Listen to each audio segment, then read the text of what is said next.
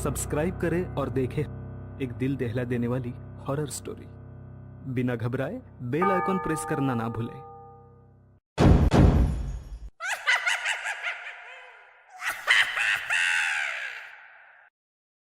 इस कहानी के लेखक हैं ज्ञान तिवारी। गिरती हुई बारिश के बीच बारात के ढोल नगाड़ों की ध्वनि उठती है। अचानक से बारात की एक टोली बेखती हुई सड़क के बीच मौजूद हो जाती है, जिसके बाराती थे नरकंकाल। वो नाचते गाते जा रहे थे अपनी ही धुन में मगन। उनके शरीर जगह जगह से नुचे और कटे हुए थे, जिस कारण शरीर की हड्डियां और मांस साफ साफ दिख रहे थे। उनमें से कुछ नरकंकाल दूल्हे के आसपास नाच रहे थे, जो उनमें से ही एक था उनके जैसा दिखने वाला। उसी रात अनुज अपनी बाइक को तेजी से सड़कों पर दौड़ाता हुआ आ रहा था। अपनी 10 घंटे की शिफ्ट पूरी होने पर अनुज को घर पहुंचने की बहुत जल्दी थी, इसलिए वो किसी भी मोड़ पर धीरा नहीं हुआ और बाइक की स्पीड को बढ़ाता हुआ तेजी से आगे बढ़ने लगा।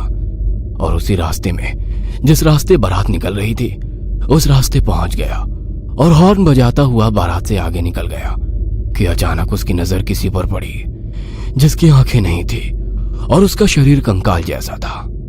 अनुज ने यह देखकर अचानक ब्रेक मार दिए और तुरंत पीछे पलटकर देखा तो पीछे ना कोई बाराती थी, ना ही कोई अजीब सा दिखने वाला शख्स। अनुज हैरान था। अनुज ने सोचा कि काम की थकान की वजह से शायद उसे भ्रम हो गया है। अनुज ने ब्रेक से पैर हटाए और घर की ओर चल दिया। थका हुआ अनुज घर पहुंचते ही कब बिस्तर पर पड़ गया और कब उसकी आंख लग गई, ये उसे पता ही ना चला। जैसे ही नींद अनुज को अपनी आगोश में ले गई, उसका दिमाग दिन भर की हुई घटनाओं को एक साथ जोड़ता हुआ उसे एक बुने हुए सपने में खींच ले गया। ऑफिस में एक तरफ खड़ा अनुज खुद को टाइपिंग करते हुए देख रहा है। फिर उसकी नजर वही ऑफिस की घड़ी पर जाती है। वो देखता है कि कैसे घड़ी के कांटे तेजी से आगे बढ़ रहे हैं। इससे पहले अनुज कुछ समझ पाता, तब तक शाम घिर चुकी होती है। अनुज अब बाइक चला रहा है। बारात को पार करता हुआ वो आगे बढ़ा और रुक गया। उसने किसी ऐसे आदमी को देखा जिसकी आंखें नहीं थी और शरीर नरकंकाल जैसा था। उसकी आंखों में गड्ढा देखकर अनुज को याद आया कि उसके बचपन में एक रिक्शे वाला उसे स्कूल से घर छोड़ने आया करता था। उसकी बाईं आंख में भी वैसा ही गड्ढा था। अनुज को उसकी मां ने बताया था कि उसकी एक आंख गिद्ध नोच ले गया था, पर एक आंख ना होने की वजह से उसकी शक्ल अनुज को काफी डरावनी दिखती थी। अनुज वापस उस नरकंकाल के जैसे दिखने वाले के सामने खड़ा हुआ है। वहां उन दोनों के अलावा कोई तीसरा नहीं है। उसके बाद अनुज को नींद नहीं आई। घंटे 2 घंटे तो उसने उसी सपने की सोच में बिता दिए। उसके दिमाग में एक ही बात चल रही थी कि कहीं उसका देखा हुआ सपना सच तो नहीं था। कमरे में घड़ी की टिक टिक की आवाज और अनुज का अंतर्मन द्वंद्व अब मेल खाने लगे थे। अनुज के दिमाग में उस बारात वाले आदमी की शक्ल बैठ गई थी। उसने अपना ड्राइंग बोर्ड उठाया और पेंसिल लेकर उसी शक्ल को स्केच करने लगा। अनुज के दिमाग में जो आकृति थी, वैसे ही अनुज ने उसे ड्राइंग बोर्ड पर उतार दिया था।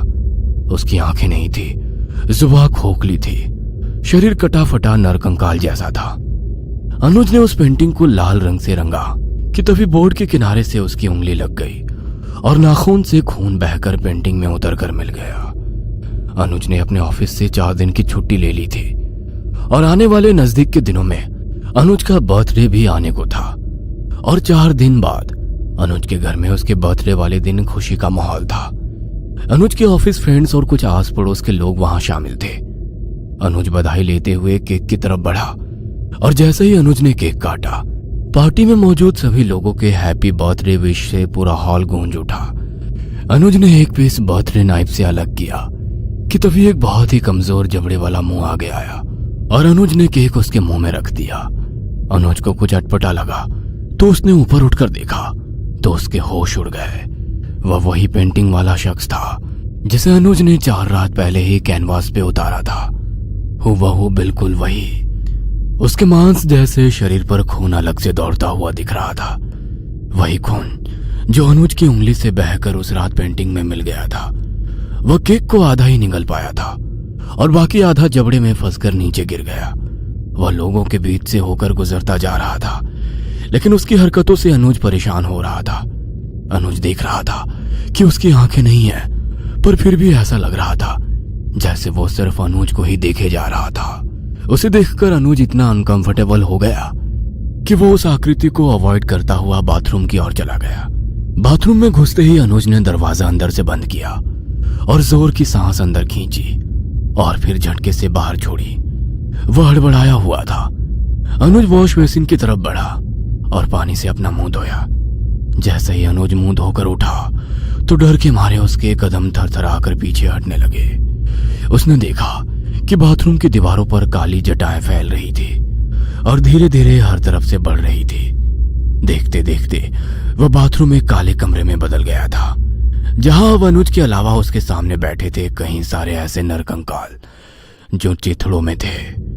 उसमें से कोई अपना हाथ खा रहा था तो कोई अपना ही मांस नोचे जा रहा था। काली फर्श पर खून तैरने लगा था और फिर धीरे धीरे वो काला कमरा खून से भर गया। अनुज में भी अब बदलाव शुरू हो गए थे। आंखों की पुतलियां छोटी होने लगी थी, हाथ पांव में सिकुड़न समा गई। रात का बहाव चेहरे से उतरकर नसों में आने लगा था। अनुज ने उनसे बचने के लिए बाहर की ओर भागना चाहा, पर उसे उस काले कमरे का कोई अंत ही नहीं दिख रहा था। लबालब खून से भरे कमरे में अनुज भागता जा रहा था और पीछे से उसे भयानक हंसी की आवाजें सुनाई दे रही थी। अनुज के मन में डर समाने लगा था और वो भागते भागते गिर गया और डूब गया उसी बहते हुए खून में। और फिर एकाएक उसने अपने आप को उन्हीं भयभीत नरकंकालों से घिरा हुआ पाया जो लगातार चिल्ला रहे थे, तुम्हारे जीवन की समाप्ति हुई अनुज, आओ हमारे साथ, हमारा संसार अब से तुम्हारा भी संसार है। आओ अनुज, हमारे साथ चलो इस शरीर को छोड़कर। एक साथ गूंजती वो आवाजें इतनी भयानक थी कि अनुज के कान उन आवाजों को बर्दाश्त ना कर सके और वो वहीं बेहोश हो गया। आधी रात का वक्त जोर की बारिश से कमरे की खिड़की खोली और तेज हवा का बहाव बारिश की बूंदों के साथ अंदर आया। अनुज के चेहरे पे हल्की नमी हुई तो गहरी नींद से उसकी आंख खुली। वह कमरे में अकेला था। सन्नाटे के बीच उसे अपने अंदर एक अजीब सी हलचल महसूस हो रही थी। उसके कानों में दूर कहीं बज रहे ढोल नगाड़ों की आवाजें आ रही थी। अनुज रात भर उन आवाजों को महसूस करता हुआ किसी तरह से सो गया, पर उसे ऐसा लग रहा था जैसे हर पल उस पे कोई नजर रख रहा हो। किसी तरह हिम्मत बांधे अनुज अपने आप को सिकोड़कर सो गया। दूसरे कमरे में रखी वो पेंटिंग जिसमें अनुज का खून उतर आया था, उस पेंटिंग के सामने वही नरकंकाल खड़ा है जो अनुज को बारात में मिला था और उससे अनुज का पहला सामना हुआ था। उस नरकंकाल ने अपना एक हाथ उठाया जो पूरी तरह से फटा हुआ था और उसे पेंटिंग के ऊपर रख दिया। नसों में दौड़ता हुआ खून उस पेंटिंग में जा मिला। जिस वक्त अनुज सो रहा था उसी वक्त दरवाजे के नीचे से वो तस्वीर वाला शख्स पानी का रूप लेकर आया और सोते हुए अनुज के अंदर प्रवेश कर गया। अनुज जब उठा तो बहुत सुबह का वक्त था। उसके बाल बिखरे हुए थे और शरीर में रात वाली हलचल। उसका मन अपने ही घर में नहीं लग रहा था। वो अपने घर से बाहर निकला और उसने भागना शुरू किया। वो बहुत जोर से भागा। उसके कदम रुक ही नहीं रहे थे। वो सड़कों पर दौड़ रही गाड़ियों की गति से भी तेज भाग रहा था। उसे देखने वाले भी हैरान थे। वो भागता रहा बिना थके बिना रुके और भागते भागते वो पहुंच गया एक सुनसान रास्ते पर जहां कोई नहीं था सिवाय उन ढोल नगाड़ों की आवाजों के अलावा। अब तक अनुज पूरी तरह बदल चुका था। उसका शरीर ढीला पड़ चुका था। शरीर से हड्डी झलक कर दिखने लगी थी। आंखें अंदर की तरफ घुस गई थी और पैर भी सिकुड़ चुके थे। वह बदल चुका था। ढोल नगाड़ों की आवाजें तेज हो गई थी। सामने से चली आ रही थी नरकंकालों की वही बारात जो अनुज के पास आकर रुकी और वही नरकंकाल जो अनुज को सबसे पहली बार मिला था बारात से निकलकर उसके सामने आ गया और इशारे से बारात में शामिल होने का निमंत्रण दिया। अनुज के होठों पर मुस्कान उभरती है और वो भी नरकंकालों की टोली में शामिल हो जाता है। नरकंकाल बना हुआ अनुज अब अपने इंसानी जीवन की समाप्ति पर आ चुका था और दूसरी दुनिया का आरंभ हो गया था। ये कहानी आपको अच्छी लगी हो तो हमें सब्सक्राइब करें, हमारा इंस्टाग्राम और फेसबुक पेज जरूर फॉलो करें। और हाँ दोस्तों, सब्सक्राइब करना भूलना मत।